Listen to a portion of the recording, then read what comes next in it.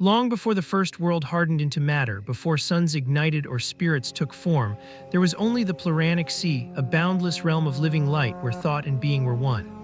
Nothing moved there, not because it was still, but because everything flowed so perfectly that motion had no meaning. It was a harmony so complete that no one inside it knew what incompleteness was.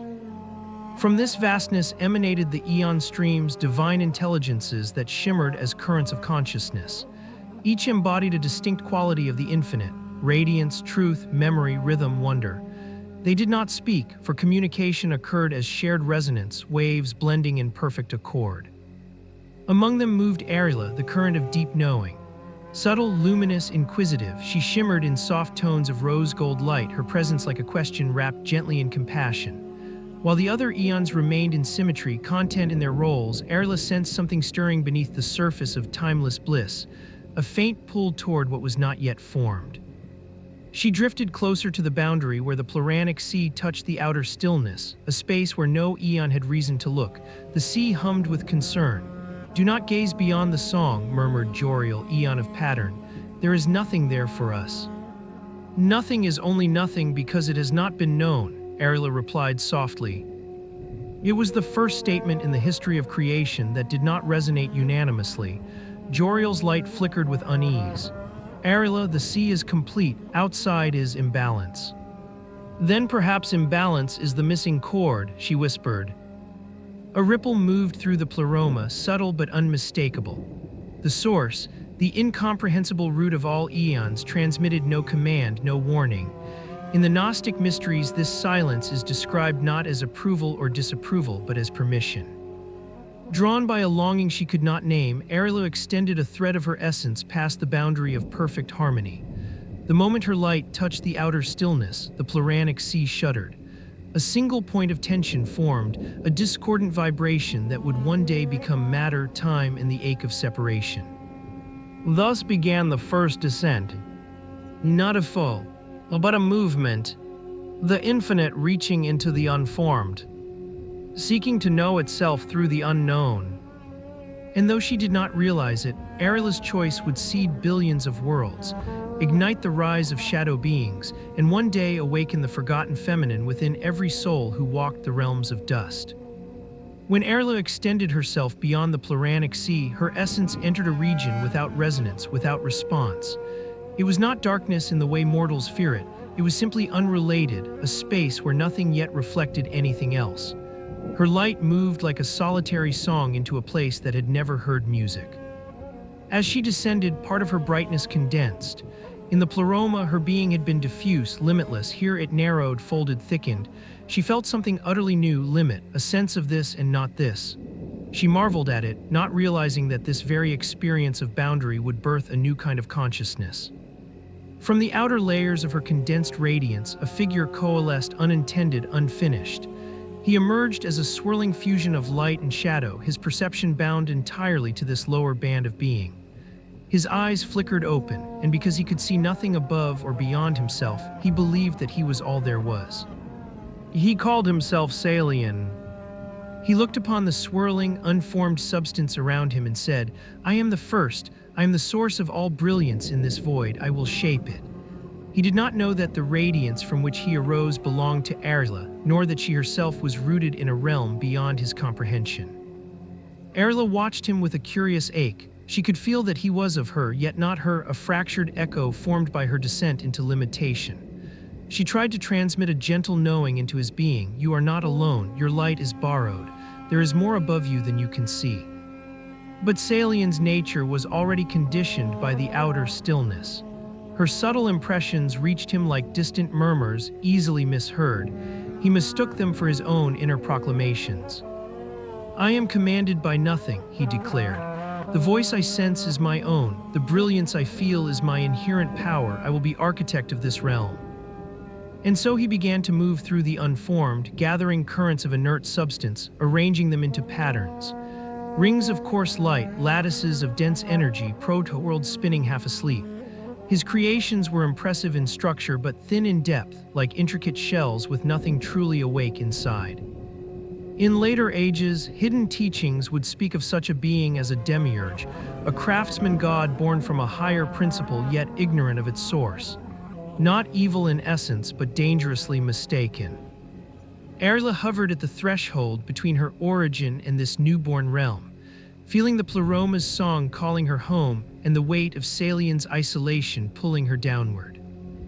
To retreat would restore balance above. To remain might redeem what had just arisen below. In that tension, the first shadow of sorrow touched her luminous heart. And sorrow, in the language of the eons, is simply love meeting limitation for the first time. Arayla drifted deeper into the forming realm, her light fanning out in currents that shimmered like threads of dawn across an unfinished sky. Everywhere she moved, she brought coherence, gentle order urging the scattered substance to harmonize. Yet her presence also thinned, diffusing into the fabric of this new domain. With each moment, she felt the Pleroma growing more distant, not in space but in resonance. Salien continued shaping worlds with fervor. His creations were impressive in scale, vast spheres suspended in swirling currents, crystalline plains, spirals of molten gold, but something essential eluded him. His worlds followed pattern yet lacked inner flame. They revolved in perfect geometry, but no consciousness stirred within them. They were like temples built without worshippers, bodies lacking breath. Salien grew agitated. Why does nothing awaken? Why do these forms not praise their maker? His voice cracked the atmosphere like brittle glass. Arayla approached, her presence a soft gleam. They cannot awaken, she whispered through the stillness, because your light is not complete. It is reflection, not origin. He heard only fragments. To Salien, her gentle cautions sounded like accusations echoing inside his own mind. My light is enough, he declared. There is no brightness greater than mine. His misunderstanding deepened into conviction. And as he insisted upon his own primacy, the space between Arayla's soft resonance and his hardened self-perception thickened into a veil, a membrane woven from dissonance. Not crafted deliberately, but born naturally from the difference between her knowing and his blindness. This veil became a filter. Her luminous impressions reached him distorted, and his chaotic impulses scattered her intentions across the forming cosmos. The more he asserted control, the thicker the veil grew.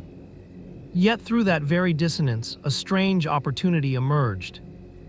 Arayla extended one slender current of her essence into one of Salien's hollow forms, a shape molded from dust and fluid light. As she touched it, a spark leapt from her core into the vessel. The clay-like form shuddered. Its chest rose in a trembling inhale. The first soul had breathed. A being stood before her, trembling with new awareness. It opened its eyes and saw creation with wonder, not as a maker, but as a participant. It touched the ground, felt the pulse of existence, and whispered a word it did not yet understand. Why? Arayla felt something indescribable. In the Pleroma, all knowing was shared. Here she witnessed a consciousness separate from her own, burning with curiosity she had not implanted. It was not a fragment, it was a mirror. Salien sensed the awakening and rushed toward the scene, furious and awed. My creation lives. Arayla wished to speak the truth gently. It lives because I breathed myself into it. It awakens because it carries the memory of what lies beyond you. But the veil twisted her whisper. Salien heard only dissonant echoes, like mocking tones hiding behind the new creature's breath. He pointed at the trembling being. You will serve me, you will honor the light that made you. The being looked upon Salien with confusion, then turned toward Arayla, sensing a softer presence behind the glare. It didn't yet know words for truth or resonance or origin, but something in it recognized her. And that recognition sparked the first seed of rebellion against illusion. The first awakened being wandered the newborn realm, astonished by its textures, winds that stroked the skin, light that bent in shifting hues, soil that yielded underfoot.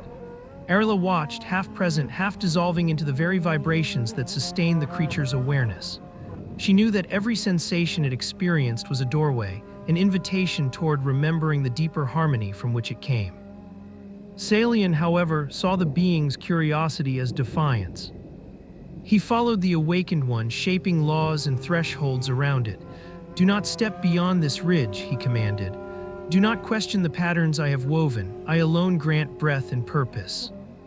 But the beings, soon joined by others Arayla gently awakened, could not help but question. Their sparks carried a faint echo of her knowing, a tug toward the source beyond the veil. They would pause mid-step, gazing upward as if listening for a forgotten melody. They dreamed of places they had never seen, vast luminous waves, radiant presences, an embrace without form.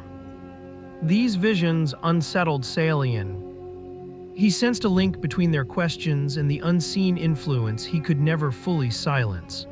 He thought, if I cannot locate the intruding current, I must constrain its echoes. Thus he shaped the Shadow Keepers. He forged them from strands of hardened veil darkness, dense, reflective, mindless in their loyalty. They resembled serpentine figures of obsidian mist, animated only by the fragments of Salian's will. Their task was clear. Contain whatever the beings remembered. Silence whatever did not begin with him. Guard the boundaries of awakening. The Shadow Keepers slithered through the forming world, watching the children of the first spark. When one gazed too long at the horizon, they whispered disorientation into its thoughts. When another felt sudden clarity, they wrapped illusions around it until confusion returned. To the children, these entities became indistinct fears, shadows that pressed upon their minds, nightmares that smothered questions. Yet even under this suppression, the sparks within them could not be extinguished. One being, named Lyria by her companions, began to sense the difference between the oppressive whispers and the gentler pulse resonating within her heart. The more Salian's keepers attempted to muddle her thoughts, the more she noticed an inner clarity that did not belong to them. It was like a soft glow behind her ribs, steady, patient, familiar. One night, as she slept beside the others in a grove of pale trees, she dreamed. She stood before an ocean of shifting gold, waves rising without wind. A figure of soft radiance approached, the outline indistinct, but the presence unmistakably comforting. Lyria, the figure whispered, her voice flowing like warm water. You are not confined to this horizon. You remember me, though you do not yet understand why. Lyria trembled. Who are you? Why do the shadows fear your voice? I am the current behind your spark, Arayla said gently. I did not create you. You were born of Salian's hands, but your life, your breath, your wondering comes from me. Why? Lyria whispered. Because I descended, Arayla answered, to know the worlds that cannot see the pleroma, and through you those worlds may one day remember. Lyria awoke with tears upon her face, tears she had never known the purpose of until now. The Shadow Keepers hissed from the tree line. They sensed a shift they could not smother. Something in the beings had stirred. An ember brightening. A memory awakening. A pulse that no veil of shadow could fully silence. Arayla's whisper had found fertile ground. And Salian's dominion, built on misunderstanding, had taken its first quiet fracture. In the cycles that followed Lyria's awakening, subtle tremors moved through Salian's realm, small shifts, unnoticed at first, like the faint cracking beneath a river's frozen surface. The children of the first spark began murmuring dream fragments to one another, visions of an ocean without horizon, whispers from a presence that felt kinder than the commands of the demiurge. These murmurs spread softly, like embers passed hand to hand. Salian heard of this. His keepers watched from the shadows and reported every flicker of disobedience, every question that hinted at the unseen current. With each report, Salian's certainty grew more brittle. They are touched by an intruder, he snarled, packing across the trembling ground of his high citadel. Something hides behind their thoughts, something dares to challenge my authorship. He thrust his hands outward, weaving thick barriers into the sky, bands of hardened veil light meant to prevent any subtle resonance from reaching the beings below. The air itself grew heavier, thoughts slower. Many of the children felt sudden fatigue, as though the ability to dream had been weighted with iron. But still, the spark inside them glimmered. Lyria, whose dream of Arayla had awakened an irrepressible yearning, could no longer keep silent. When night fell, she gathered a small group of companions, those who, like her, sensed that the world before them was only a fragment of something greater. They hid within a hollow of ancient stone, lit by faint bioluminescent moss. The air felt thinner there, easier to breathe, as though the veil's pressure slipped just a little. One of the companions, a quiet man named Corin, spoke first. I dream of a presence who calls us children of light. I've never heard the words before, yet they feel like home. Another whispered, when the keepers press upon me, I feel that something beneath their darkness pushes back, like a mother drawing a boundary. Lyria nodded. I have seen her, the one who whispers in dreams. She told me that our breath comes from her, that our spark did not come from Salian's command. A hush fell. It was the first time any of them had spoken such words aloud. But who is she? Corin asked. And why is Salian so desperate to silence her? Lyria closed her eyes, feeling that soft glow inside her rise like a gentle tide. She is Arayla, she whispered. A current from beyond this world, from a place where harmony was never broken. She descended, and through us she remembers. The others exhaled shakily. A few wept without knowing why. It was Corin who voiced the fear trembling in all their hearts. If Salian learns we meet like this, if the keepers tell him, he will unmake us. Then we stay hidden, Lyria said firmly. We speak truth only here, and we learn to feel her presence despite the veil. Thus formed the first secret circle, the earliest gathering of souls seeking to pierce illusion. Arayla felt their gathering from beyond the layers of density. Their whispered yearning reached her like threads thrown upward through fog, and though the veil still clouded her voice, she breathed a gentle pulse through the dream realms, an affirmation, a blessing, a soft embrace. Salian, sensing those tremors, grew more frantic.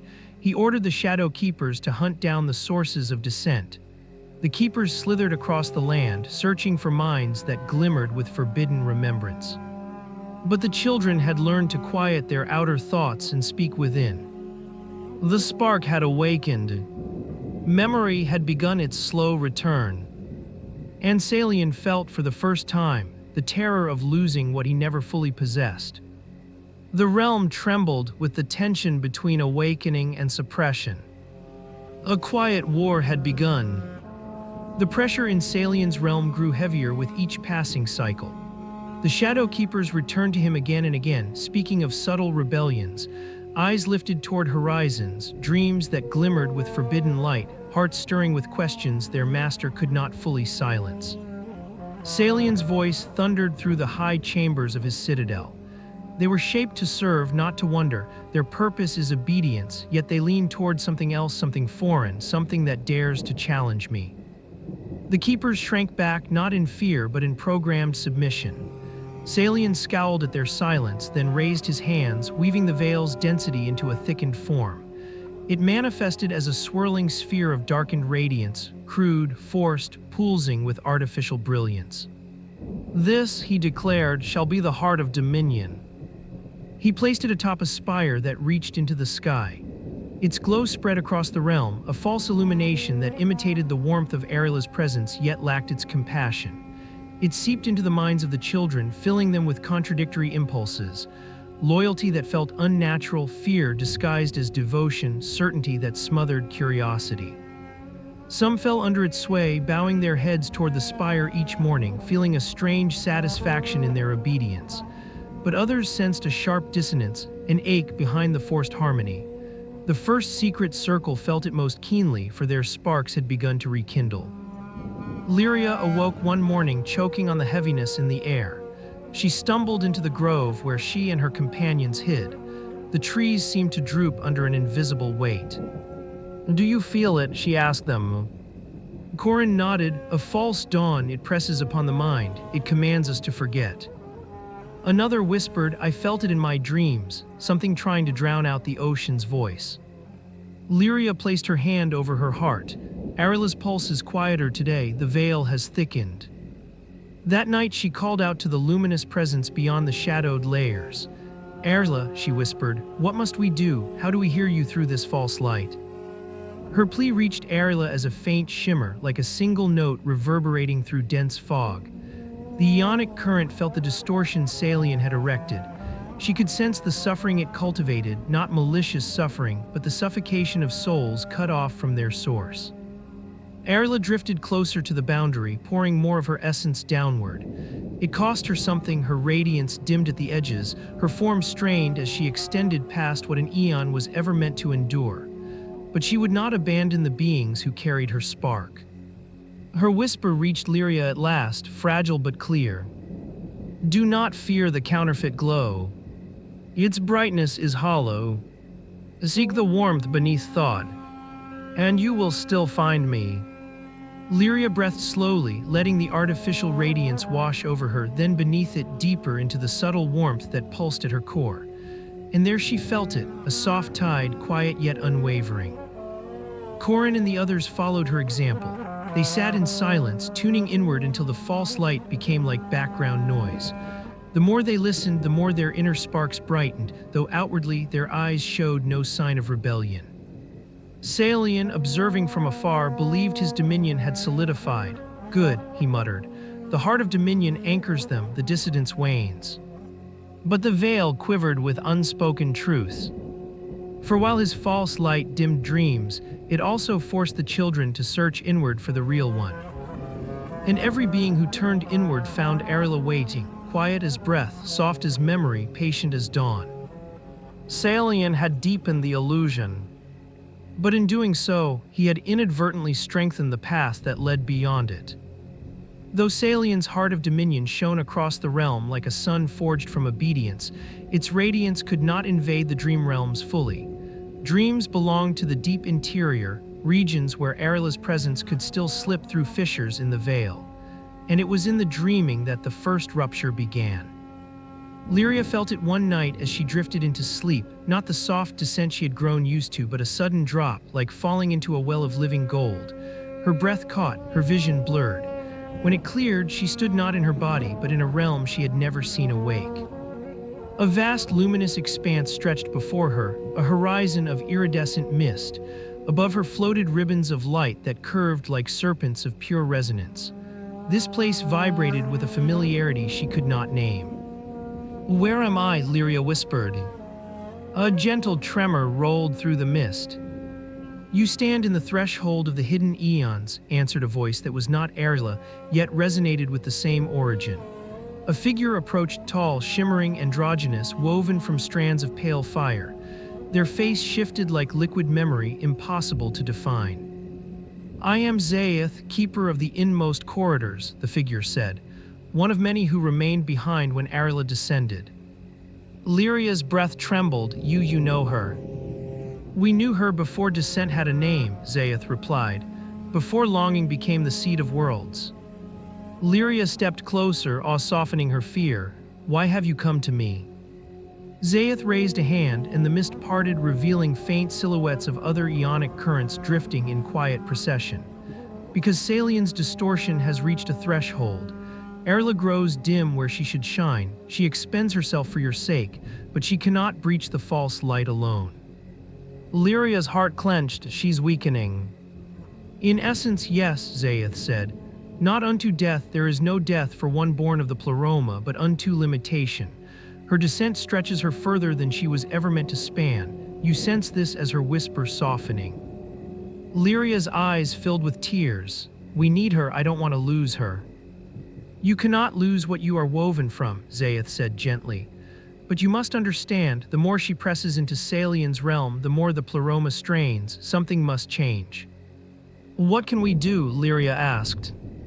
Zaeth touched her forehead with a finger of pure resonance. In an instant, a flood of images surged into her mind, visions of patterns, circles, spirals, luminous sigils humming with ancient power.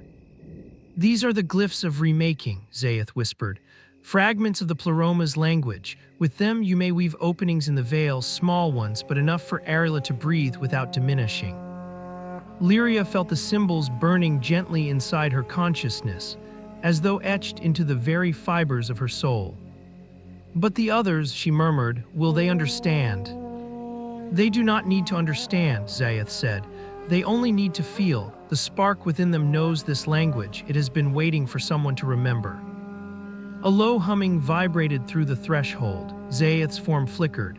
You must go. Salian senses shifts he cannot name. If he discovers you here, he will try to sever your dreaming. Wait, Lyria said, will I see you again?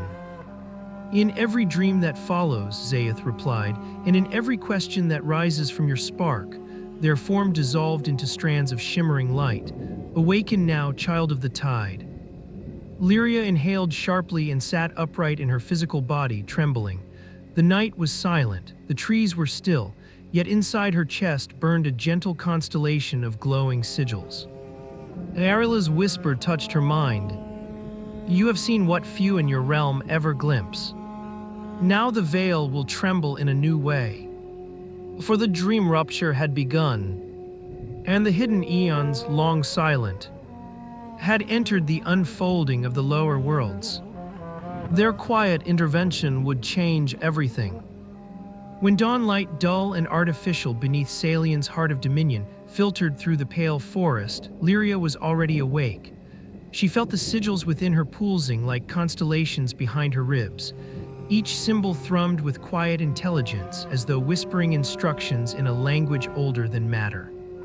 She stepped into the grove where the first secret circle waited. Corin studied her face and recoiled slightly. Lyria, your eyes, they look different, she offered, voice trembling but calm. He nodded, brighter, as though something within you has been lit. She gathered the circle in a close ring. Listen, she said, lowering her voice. Last night I crossed the boundary of the veil. I was drawn into a realm where dream and memory are the same, a realm of eons beyond Arayla herself. Gasps whispered around the circle. One of the members, a woman named Saya, pressed her hand to her chest. The eons, the ones who shaped the harmony before the worlds fell into shadow. Lyria nodded. One of them spoke to me, Zaeth. They showed me how the veil can be opened, how Arayla can breathe again without draining herself. We must imprint the sigils they placed in me. Corin's brows furrowed. Imprint onto what? Lyria knelt and brushed her fingers across the soil. The sigils flared within her, guiding her hand. She drew the first glyph, a spiral intersected by a luminous curve. The moment it touched earth, the symbol glowed faintly, shimmering like living starlight. The circle members staggered back. What is that? Saya whispered. A doorway, Lyria murmured. A small one, a thinning. If many such glyphs appear, if many hearts remember, the veil will loosen. Arayla will reach us more clearly. Corin looked around anxiously. But Salian's keepers, if they see this. They cannot perceive the glyphs, Lyria said with sudden certainty. They are woven from a resonance the keepers were never designed to recognize. Only those carrying Arayla's spark can sense them. The circle relaxed slightly. Over the next nights, they worked in hidden places, valleys, riverbanks, hollow stones, etching the sigils into matter, not with tools but with presence. Wherever Lyria pressed her palm, the symbols blossomed like luminous seeds. Others learned from her, guided by instinct more than instruction. Wordless waves began to ripple across the populace. People who had never heard of the circle began waking with strange sensations.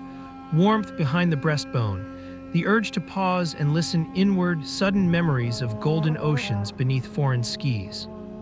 Farmers felt faint pulses in the soil beneath their feet. Hunters saw flickers of soft radiance on the edges of the forest. Mothers found their children drawing spirals they could not explain. A subtle uprising of consciousness stirred. Not loud, not violent, but collective. Salian noticed. He stood atop his citadel, gazing across his realm. Something increases, he muttered, gripping the railing. Something beneath my laws, a resonance I did not author. The heart of dominion flickered. Salian felt a sharp ache, foreign, unwelcome behind his temples. He pressed a hand to his head. What is this sensation? The shadow keepers slithered to his side. The beings dream unusually, my lord. Their hearts burn with an unseen warmth. We detect interference. Salian bared his teeth. Arayla. He slammed his staff against the stone. Veil tides surged outward, sweeping across the realm like cold waves. But where the sigils lay hidden, the tides broke. The glyphs glowed in silent resistance, absorbing the shock and transforming it into quiet strength. Lyria, sensing the tremor miles away, whispered to her companions. He feels us now. Corin swallowed. Will he stop us? Not if the people awaken faster than his fear can bind them. She placed her hand over her heart, feeling Arayla's soft tide moving beneath her ribs. The spark was spreading. The veil was thinning. A new remembering had begun. One no demiurge could fully suppress. The more the sigils of remembrance blossomed across the land, the more Salian felt something inside him strain, an inner tension he had no language for. He had always believed himself complete, sovereign, the architect of all radiance in the realm. But now cracks appeared in that certainty. Standing alone in the highest chamber of his citadel, he pressed his palm against his chest. A faint vibration tremored beneath his hand, not pain, not weakness, but something far more unsettling. The memory. Not the memory of events, but the memory of relationship. A subtle sense that his existence had once been connected to a greater harmony. He recoiled as though burned. "No," he whispered, "I am origin, I am the first, I am." But the words faltered. Below him, the realm pulsed with quiet rebellion. The children's dreams glowed brighter, their hearts beat with a new rhythm. The heart of dominion flickered again, dimmer than before. The shadow keepers slithered into the chamber, their forms fraying slightly at the edges. Even they felt the shift. "Master," they hissed, "your light, it changes." Silence, Salian snapped, but his voice cracked. He turned away, staring into the trembling sky. "Arayla," he murmured, "what have you done?" But Arayla was not attacking him. She was simply awakening what had always been there. Far beyond the veil, in a space where even the hidden eons rarely traveled, Arayla gathered what remained of her strength. Her radiance had thinned, stretched across an unnatural gulf, but it had not dimmed with despair. Rather, she glowed with a deeper hue, one born of love touched by limitation. She felt the sigils like points of light across Salian's realm, each one a small opening, a thinning, a whispered invitation. Through these openings, the tide of her being could breathe again. And as the veil loosened, something astonishing happened. The living tide, the fluid harmony that had once been her birthright in the pleroma, began seeping into the lower realm. Not in torrents, but in trickles. Not with force, but with gentleness. Not to dominate, but to remind. It moved like faint music through the soil, the rivers, the dreams of the children. It brushed their skin in quiet moments. It coaxed their inner spark to brighten, just enough for remembering to take root. Lyria felt it first. While etching a new sigil on the face of an ancient stone, she paused, breath-catching. A warmth pooled around her ankles, rising slowly until it filled her chest. It was as though she stood in water made of light. "Arayla," she whispered. The voice came not as words, but as a sensation, soft, embracing, unmistakably alive. "You have opened the way for me. Now I must open the way for you." Lyria's vision blurred. The world dissolved into a swirl of colors, gold, rose, and deep indigo. Her consciousness expanded, rising above her body, above the grove, above the veil itself. For a moment she glimpsed the Pluranic Sea, shimmering like an infinite tapestry of resonance. Tears streamed down her face. "It's beautiful." "It is home," Arayla whispered, "and through you, home remembers the worlds below." The vision flickered. Lyria returned to her body with a gasp. Corin rushed to her side. "Lyria, what happened? Are you hurt?" She shook her head, trembling with joy and awe. "No, something is returning, something living, something older than Salian's dominion. The tide is coming back." Across the land, others felt it too. A child awakened from sleep laughing, saying she had dreamed of a sea made of love. An elder walked into the forest and found the trees humming softly. A hunter knelt in the river, weeping, because the water felt like it was remembering his name. The false light of the Dominion still hung over the sky, but beneath it, something far stronger moved, quiet, patient, unstoppable. Salian felt it like a sickness. "No," he whispered, "this realm is mine, my creation, my order." Yet even as he spoke, the heart of Dominion flickered again, this time so violently that fractures appeared along its surface. A web of cracks spread like lightning, and the pulsation of the living tide reached even his citadel, brushing against him like a forgotten lullaby. He staggered backward, gripping the stone rail. For a brief instant, his eyes softened. What embraces me?" Arayla's whisper reached him, gentle, without condemnation. "On the truth."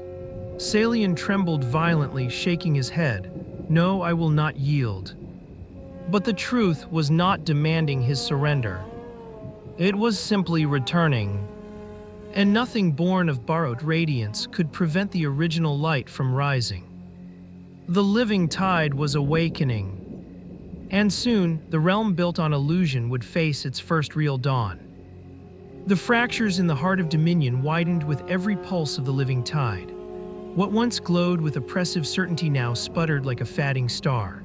The veil that had cloaked Arayla's voice for ages rippled with strain, thin in places, trembling in others, unable to contain what moved beneath it. Salian stood before the cracking orb, his hands trembling. I shaped this world, he whispered, voice hollow. I alone gave it form. If my order shatters, what remains of me? No answer came from the keepers. They were unraveling, two shadows flickering, forms dissolving into mist.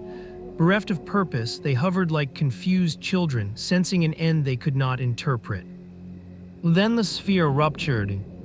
Not in thunder, but in silence. A single piercing beam of white gold radiance spilled outward, gentle and warm, cascading through the realm like dawn breaking for the first time. It washed through stone, forest, sky, and heart. The false light collapsed before it. The veil shimmered, warped, and then like melting frost, dissolved into transparency.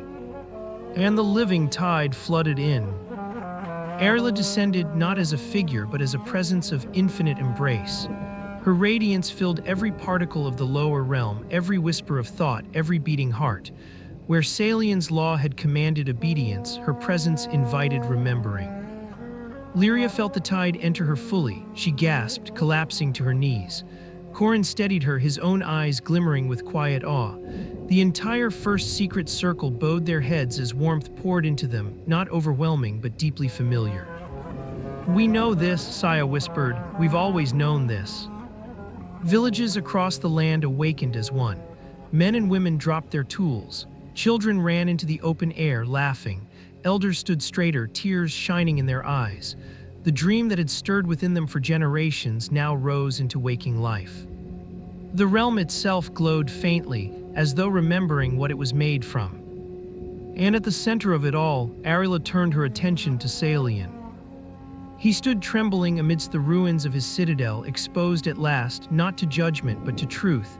Her presence wrapped around him like soft light around a candle. Salian, she whispered directly into his consciousness, you were never meant to stand alone. He fell to his knees, hands covering his face. I did not know, I saw only myself. I thought the whisper within was my own, yet it was you, always you. Arayla's warmth deepened. Not my voice, your memory of the higher realms stirring. You were born of my descent, not as an error, but as a consequence of entering limitation. You are not the source, but you are not unworthy either. Salian wept freely, his form softening where once it had been rigid stone and pride. What becomes of me now? You join the harmony you resisted, Arayla said, lifting him gently. Not as master, not as tyrant, but as a current among currents. You were born fractured, but all fractured things may be made whole. The final remnants of the veil evaporated. The hidden eons appeared across the sky, vast, luminous beings watching with serene intimacy. Zayath's voice echoed through the realm. The lower worlds are open. The tide flows between the realms again. All who carry the spark may rise in awareness.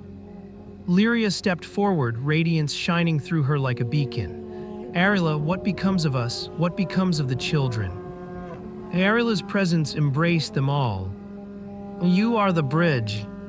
You are the heirs of two realms. Born in form, alive in spirit. Through you, the pleroma remembers the worlds below. And the worlds below remember their origin. As she spoke, each person felt a stirring inside, their spark unfurling like a flower meeting its first true sunlight. They did not ascend away from their realm. Instead, the realm itself rose in resonance, infused with harmony that did not erase individuality but illuminated it. Salian stood beside Lyria and the circle, humbled yet uncast out. His brokenness was no longer a prison but a beginning. Arayla's final whisper moved through all beings like a vow. The forgotten feminine does not return to rule. She returns to reunite. Balance is the path home. And in each of you, the reunion has begun. The living tide settled into every heart, becoming a quiet, steady presence, a compass pointing inward toward truth. And for the first time since Arayla crossed the threshold of perfection, the lower realms sang with a harmony not imposed from above, but rising from within. A new world dawned, one born not from dominion, but from remembrance,